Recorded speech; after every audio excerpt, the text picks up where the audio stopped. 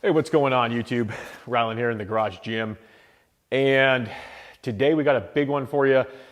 We got a cambered bar shootout. So this has been a lot of fun. I had a really good time testing these bars and running through them. I got 5 bars in the gym here and went through them all, did a big chest session with them.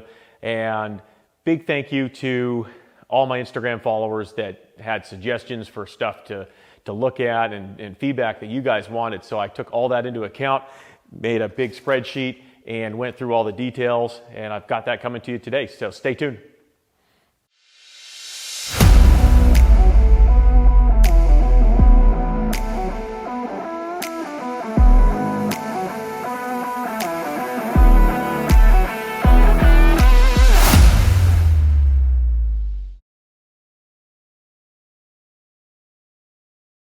All right, welcome back. And today we're talking about cambered bars. I've got 5 bars in the gym, and one of them is actually a flat bar. And the reason for that is I really wanted to see the difference in how much depth and stretch you're gonna get from a cambered bar. So this is kind of the baseline. When I was doing the filming, I was filming it from the side so we could see exactly how much more depth you're gonna get versus just a straight multi-grip bar. So this Titan Multigrip Bar here is kind of the baseline. It's the outlier, of course. It's going to get a little bit beat up in this comparison, but I mean, rightfully it should for the price. So we've got 5 bars, and the first bar is the Titan bar, and we've got the Steel Arch Nemesis Bar, Rep Fitness's new cambered bar, the Elite FTS American bar, and the Kabuki, last but not least, the Cadillac Bar, the one you guys all know. So the way I did this review is I broke it into 3 parts. Part 1 we're going to talk about right now, and that's just going to be running through all the specs of each bar. I'm not going to give any opinions on anything. I just want to give you actual specs. And these specs are not found on the websites. I went through and measured and went over everything myself. Some stuff that they said were certain angles were different, certain spacing was different. So I went through that, and we'll do that first. Now the second part is going to be what I filmed yesterday, and that was the training part of it. So I just basically went out and hit every single handle on each bar, 5 or 6 reps, did some dry reps, and went through each bar, had a good session with them, filmed everything, then went back after a break because I needed a break. Trust me, I think I did about 90 reps there. And I went back and then grabbed the bars off the rack just as I saw them, and just played with them, 10, 20 reps on each bar, found the handles that I really liked to get another feel for them. And I think all in all, I was somewhere around 150 reps. I'm feeling that today, but it was a lot of fun. It didn't even feel like a workout, to be honest. It was one of my favorite reviews that I've done yet. So can't complain there. When you've got 5 bars in the gym, there's nothing to complain about. So yeah, so let's start it off with the Titan bar. Again, I'm just going to run through the specs. I have them all in a spreadsheet right here. And what I'm going to do is after I go through this section 1, I'll post up the spreadsheet so you guys can take a screenshot of it and have the specs for yourself. The Titan bar, of course, everything is in order from cheapest to most expensive. And this is the cheapest bar here. It goes on sale once in a while for $126, I want to say. But for today's comparison, I just went off the regular prices on all the bars. Shipped to my house, the Titan bar is about $160. And overall width of this bar is 82 inches. The weight of the bar is 45 pounds. And weld quality is on this list here. So that's something you guys all asked for, was weld quality. And it's a Titan bar. So I rated the weld quality just like I do, scoring your grades in school. So this one gets a C. It's passable, but of course there's going to be better. So weld quality on that. Sleeve length is 14 inches out on the sleeves. The collar type on the Titan bar is a standard collar, 50 millimeter. The knurling is there, however I would call it passive knurling. It's that type of stamp knurling that you see a lot on just your generic equipment. The handle width of this bar is 7 inches. Overall width is even wider than that. It's actually the widest bar in the entire shootout. The rack space, so when I talk about rack space, what I measured was the distance of clearance with the bar all the way over to one side. I just went and measured how much space is there between the uprights on total. So the number I'm giving you is the total number. So in your head, think of that, and you kind of want to divide it by 2, but this gives you a better idea. Now, when I talk about rack space, this is a Rep PR 5000 rack. So you're 47 inches to the outside. This one here on the Titan bar was pretty tight, and it was 1 1/8 inch rack space. So grip angles. This Titan bar has one set of angled grips in the middle, and they were 15-degree angles. And of course, the other 2 are straight or 90-degree angles. The spacing of the actual handles itself is 10 inches, 20 inches, and 28.5 on the outside. Camber offset on this. I went and measured all the bars to give you how much actual depth there is in the bar. Of course, this one is flat, so this one's 0 inches. And weight capacity on this bar, according to Titan Fitness, is 1,900 pounds. All right. Okay, we got the bells of Steel Arch Nemesis Bar here in front of me, and price on this is $215. That's including taxes and shipping to my house. Overall width of this bar is 78 inches, so it's actually the shortest of all the bars. It's also the lightest at 24 pounds, so it's a very light bar. The weld quality on this, I'm going to rate it the same as the Titan, to be honest, and give it a C. So it is what it is. Sleeve length, 14 inches. The collar type on this one is a 48 millimeter, so it does require specialty collars. Talking about knurling, the knurling is that same type of generic stamp knurling, and I would rate this one even more passive than Titan. So I give this one a rating of very passive. Handle width is quite narrow at 5 inches. The grip angles are all the same. There's 3 different grips on this bar, and they're all at 10 degrees. The grip spacing is 12 inches, 20.5, and 29 inches. Camber offset and the amount of drop or stretch in the bar, I guess you could say, on this one, I measured it at 2.5 inches. And total weight capacity for the Arch Nemesis bar comes in at 600 pounds. Rack spacing, the amount of clearance you have on the Arch Nemesis bar is very tight. Total spacing on that is 1/2 inch. So of all the bars, this was by far the tightest to rack. And all right, we've got the new bar from Rep Fitness in front of me. And if you're wondering why I've got the bars upside down, it's just they naturally want to spin. So there's not much you can do about it. You can fight it the whole time doing the review, or just let them sit the way they're going to sit. And that's fairly common with any of the cambered bars.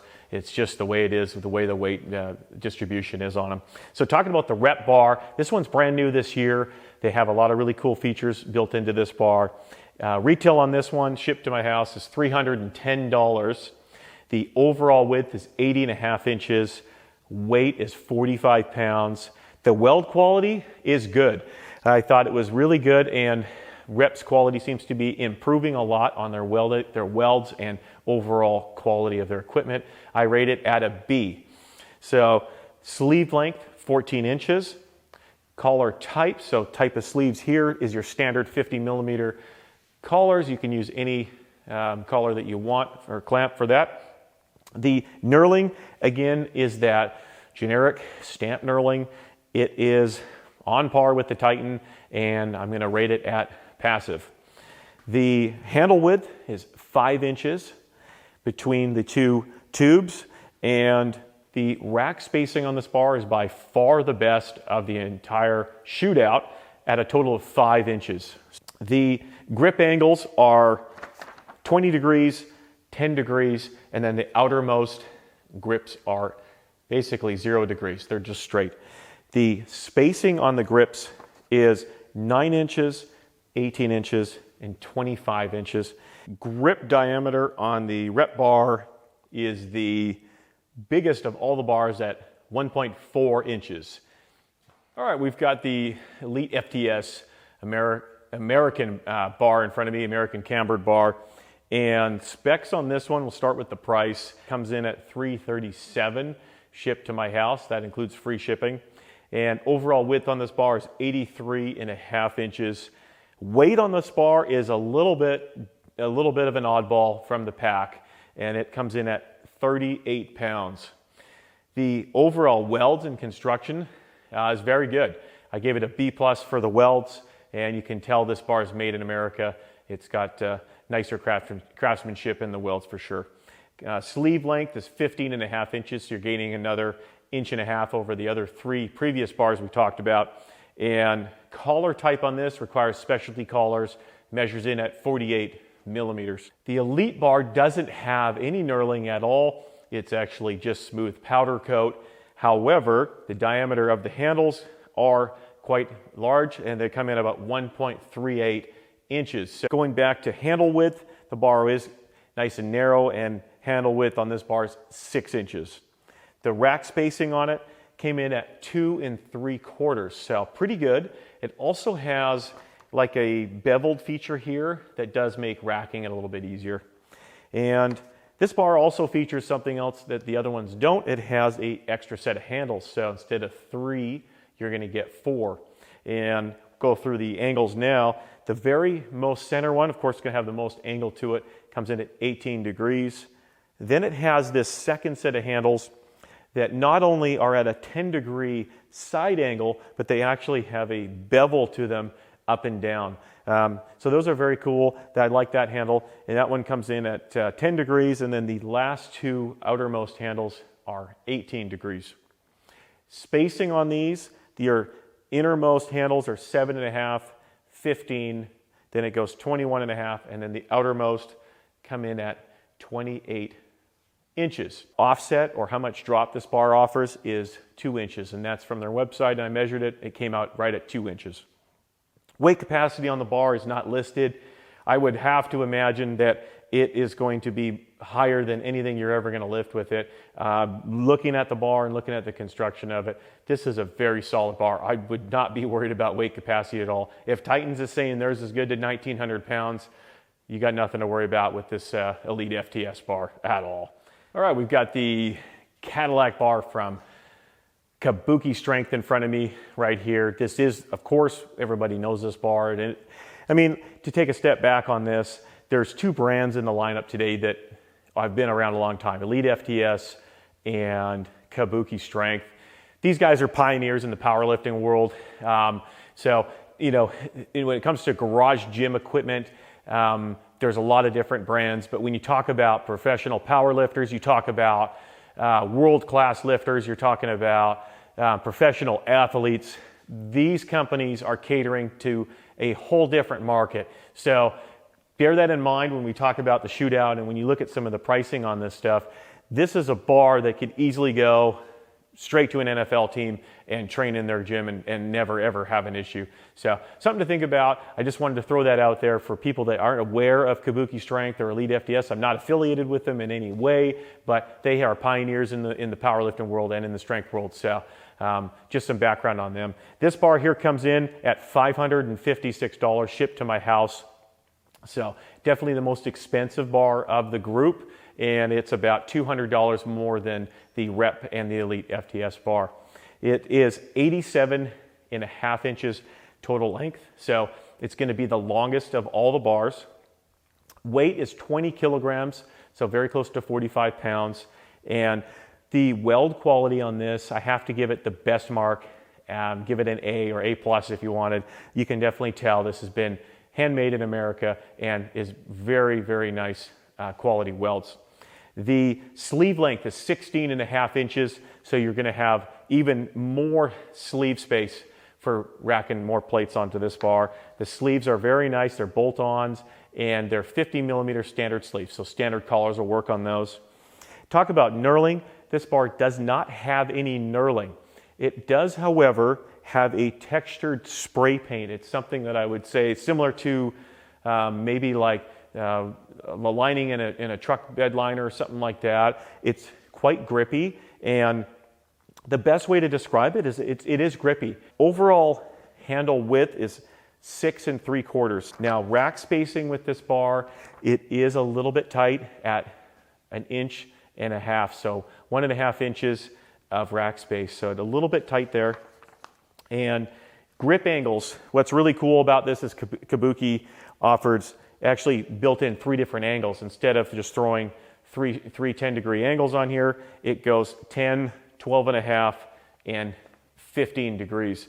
Really nice feature how they did that. The grip spacing on the bar, the narrowest ones are 14 inches, 21 inches, and then the widest ones come in at 29 inches.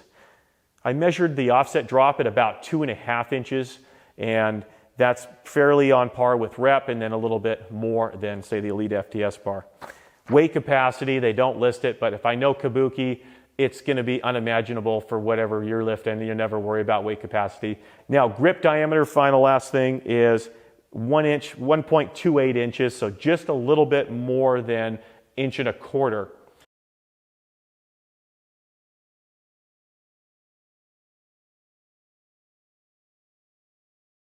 So we've gone over all the specs on the bars, and I'm kind of filming this a little bit different. So today I'm incorporating this into my chest workout, and my plan is to go over each bar individually and basically run through 5 or 6 reps on each one of the handles at 135 and go through one bar and then work my way through all the bars.